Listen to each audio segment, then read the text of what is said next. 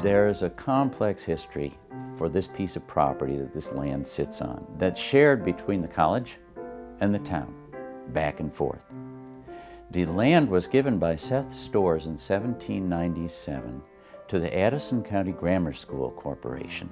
And in 1798, they built what was known as the Academy Building, the grammar school, which at the time was the largest building in Addison County, far in excess of what was needed for a secondary school.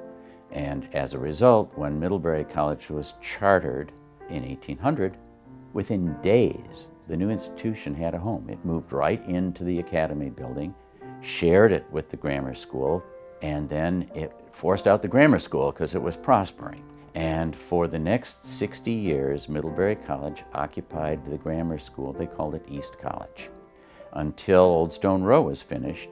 So they gave it back to the grammar school, which moved back in and tore it down and built what's now Twilight Hall. It was to house both the town elementary and secondary schools. And that worked fine until the early 20th century when it was outgrown. And they decided they needed a high school. This high school building, where we're sitting right now, was the monumental building at the foot of Main Street.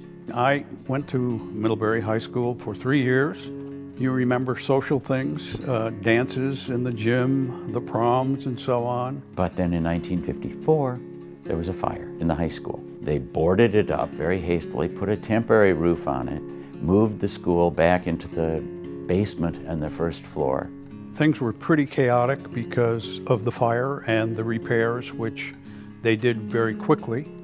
For instance, I took Algebra 1 in the ticket office of the gymnasium with 14 other students, and the room was probably 12 by 14, very crowded. The town tried to figure out what they were going to do, and they decided to build a new Union High School off of Court Street, where the present high school is.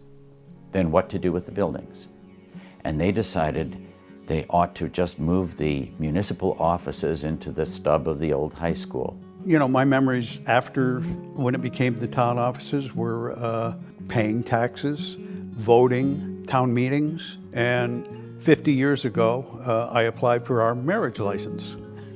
And now, after a very complex land swap, where the town has built new municipal offices and new recreation facilities, the college is poised to acquire these buildings and the ground underneath them, with the plan of turning this into a park, which would be an interface between the town and the college and serve as a gateway to the college campus.